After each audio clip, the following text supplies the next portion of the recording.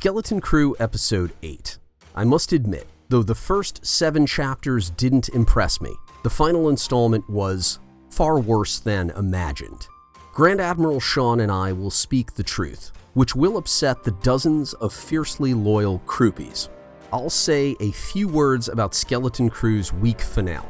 Then Grand Admiral Sean will join me. Next.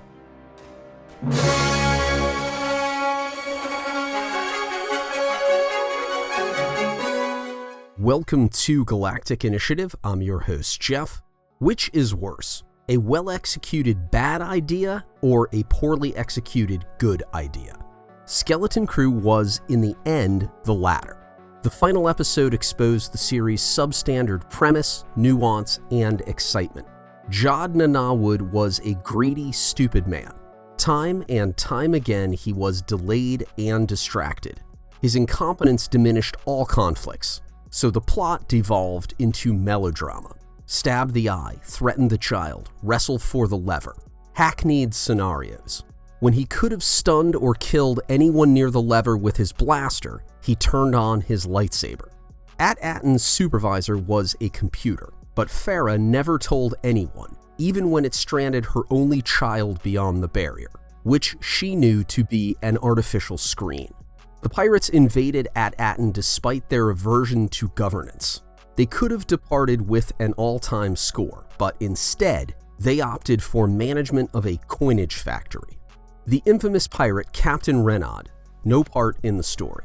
No additional information about the Onyx Cinder, which the pirates conveniently overlooked during their assault. The one and only starship available to the inhabitants was ignored. No explanation for its abandoned state at the beginning. The Mint was defended by a single turbo laser. The citizens possessed no weapons and asked no questions. Kim the Owl managed to summon X-Wings, when at the same time in The Mandalorian Season 3, the New Republic couldn't protect its members from Imperials or pirates. The children found courage after Jod disabled the supervisor, not before, when the computer could have stopped him. In short, a simple face value production. No twists and turns. I believe Skeleton Crew lacks staying power. In a week or two, it'll be forgotten. Do you know what's going on? Now, after a 2-week hiatus, Grand Admiral Sean joins me. Welcome, Sean. Hello, my friend. Skeleton Crew is done. I opened this video with my review of its final episode. Bigger picture. Complete the following sentence for me. The worst part of the series is...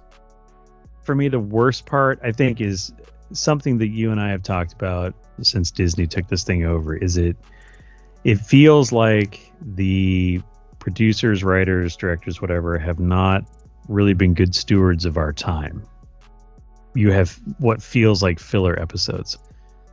You only have, and I've said this when we talked about Book of Boba Fett. I've said this when we talked about Mandalorian, even though I love Mandalorian Season 1, most of Season 2, and maybe about 20 minutes of Season 3. You only have so many episodes because for whatever reason, we don't do TV like we used to do TV on the streaming services. We've all gotten into this weird, everything has to be 6 or 8 episodes. It's a limited streaming, whatever. They don't call them seasons, so if the fans don't like them and you cancel them, you don't really cancel Season 2. You just stop developing any future product. We don't call it a TV show. We call it a limited series. But then it seems like everything that's a limited series was supposed to have a Season 2 in development. Anyway, very strange. But because you only have these very tight, limited season, air quotes, runs of 6 to 8 episodes, you really need to get to work when it comes to telling the story that you're wanting to tell. Again, your overarching story progression theme for the whole season, your character development and lore development over each episode, and then your problem of the week to solve as you go through. You're trying to develop 4 kid characters and this pirate dude, and you're introducing some interesting side characters, but they're not getting their full due. So yeah, the big thing for me is just, again, being a good steward of the time that you've been allotted to tell the best possible story and develop the best possible characters you can. I don't think they're pulling that off. If you are making a film, you really have to refine and hone and really get right, because minutes are a premium, because generally people go and they see a movie, they don't want to be more than 2 hours or maybe 2.5 tops. I have to be very, very specific about the story and action and progression of the tale, and does it have a satisfying ending, and like all these things. And it's like, as you're kind of wandering through a medium length streaming series, you're going to get a lot of minutes, but what are you getting back from those minutes, I guess, is probably the question. I mean, if you're going to make 8 episodes of television, even if you're making traditional 40-minute episodes, that's a lot of minutes. It's 3 movies. But do we get 3 movies worth of stories out of it? That's the question. Very often, unfortunately, in the D+ series, it's easy to spot the filler. Would you prefer narratives that unfold like comic books, or like Andor? Is it better to divide the main story into 2 or 3 episode arcs? Well, ideally, of course. And again, bringing in the comic book reference is very astute, because when you think about comic books and you think, everybody's talking about the Marvel movies as a comparison to the Star Wars as a franchise. But if you think about the comic books, right, you have a character who does a thing that has an ability or a power or whatever, and you establish their universe that they live in, whatever that is, and then various story arcs, 5 or 6 issues maybe, where they come across a supervillain, or they're dealing with a particular problem that needs to be solved, or a mystery that needs to be solved and they're investigating, or whatever, or a battle needs to be fought. Again, depends on the comic book, depends on the characters. And then you might have an individual issue or 2 issues where they deal with something else, right? Palate cleanse. And then you start the next story arc. The next big villain shows up or whatever. And the same thing can be said for novels, right? You especially serial novels where you have a recurring character, whether it's Sherlock Holmes or whatever, right? Like you have the guy and you have their backstory and they have their abilities, and then you give them a new mystery to solve every time in the books. But it's still Sherlock Holmes. He's consistent. Serial television, similarly, is like a comic book, right? Again, maybe you have a multi-episode arc about something, then you have a palate cleanse, then you do another 3 or 4 episode story arc, a 2-episode story arc, whatever. Andor felt like it was a series of stories together, successfully pulling off the heist, getting out of the prison. And then you bookend it with the status quo on Ferrix, and then the rise of the rebellion on Ferrix. This comes from the initial writing, and it's like, where do we want our characters to start and where do we want them to end? I don't know if that's what's going on, if we're planning them appropriately so the series flows, or that it feels like it's correctly flowing across those stories. The thing about Skeleton Crew and my comparison to Star Trek, so there was the show Voyager. Starship goes on mission, something goes wrong in the mission, they get sucked into a wormhole, and then they wind up on like the opposite side of galactic space, and they don't know how to get back, right? So they're lost. And so we need to navigate all these problems in the galaxy, these potential pitfalls and dangerous things that we're going to come across, and we need to shepherd our resources, and we need to just do what we can to get home. Okay, so compare that to Skeleton Crew. For kids, we stumble across the starship takes off, drops us in another part of the galaxy, we don't know how to get home. There's only one place in the universe where the coordinates are, and nobody seems to know how to find that one place until they know how to find the one place, and it all feels very contrived and silly.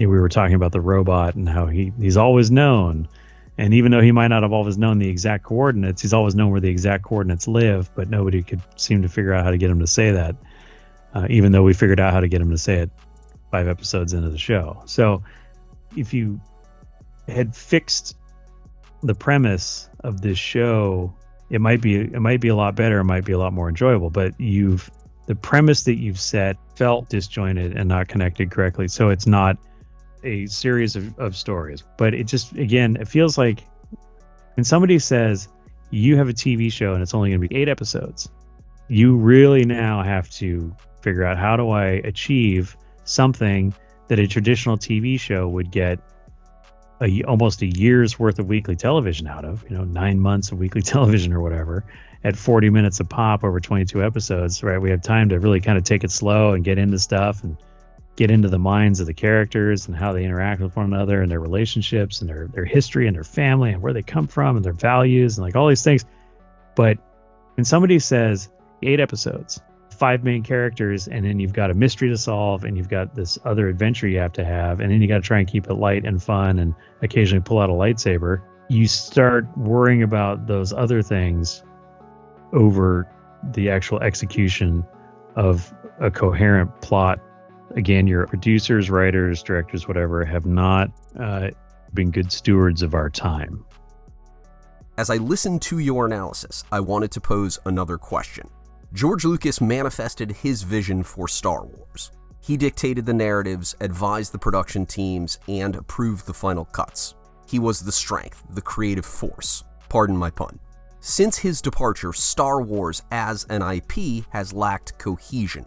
For Skeleton Crew, 2 writers, 8 directors, and 3 executive producers. Who do you blame for the problems of sometimes rushed, sometimes stretched, sometimes inconsequential storytelling? In this particular instance with this show, I would blame the writers. We talk about when you get a television show and you get a bunch of different directors involved, there is the potential, unless, like you say, unless you have a strong showrunner, producer, something like that, to say this is what this show is and this is what we're doing, and if you step out of line, I'm going to hurt you, whatever. You become victim to the creative whims of the directors. And we saw that Book of Boba Fett. We saw that with some of the other shows. But the thing with this show is it's really, to me, like, I haven't seen a vastly different directing style, I guess, over episode. It feels fairly consistent visually. I would say that the performance of the characters feels consistent. But the thing for me is it's the writing, right? Because if you have, one of the things we complain about with the sequel movies is the inconsistency of the writing and the storytelling, because you had 3 different directors, or technically 2 different writers. Anyway, you start off at like 5, now you got down to 2, whatever. But you have all these things that weren't connected. They weren't coherent. There was no overall plan. It was like make a movie, and then hopefully they work together, kind of a deal. And the third movie suffered mightily from the second movie because the second movie didn't work with the first movie, right? And like all that stuff. So that one was definitely, was it a producer like Kathleen Kennedy who didn't lay down a vision for the trilogy? Was it J.J. Abrams, who was originally sort of slated to be the guy to develop the whole thing? I mean, we all blame Rian Johnson, as we should, but everybody had a hand in that. Okay, this one, you had the same writers for the entire season, right? So it's not like we have guest writers for episodes.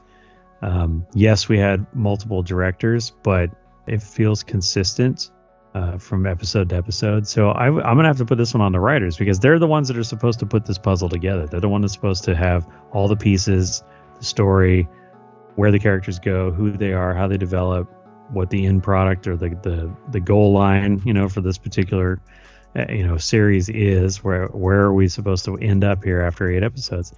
So I put on the writers for this one because the inconsistencies to me come from the fact that we wrote filler episodes.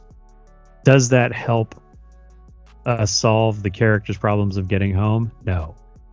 Does it help us understand the Star Wars universe at all? No. Does it add to any Star Wars lore? No. Dumb, right? Waste of time. That's writing, right? That wasn't like, oh, I'm going to have it. Maybe the editor puts in an extra long shot, people walking through the desert like they did in most of the Mandalorian and Book of Boba Fett episodes. But it's an actual, it's written, it's the plot, it's the dialogue, it's the entire episode. So it's the writers, man. This one's on the writers. Thank you, Grand Admiral, for your thoughts on Skeleton Crew. Daddy is home. Thank you, dear viewers, for watching this video. If you enjoyed it, I'd appreciate a thumbs up. And if you haven't done so, please consider subscribing to Galactic Initiative. I continue to run a grassroots operation, no paywalls, so your likes and comments mean a lot to me. Check out my channel for all things Star Wars and a growing list of other IP, too. Galactic Initiative is not authorized or endorsed by Lucasfilm Limited. The name Star Wars and all related materials are registered trademarks of Lucasfilm Limited, a subsidiary of the Walt Disney Company, all rights reserved. Galactic Initiative is a registered trademark, and other product and company names are trademarks of their respective holders. Use does not imply affiliation or endorsement.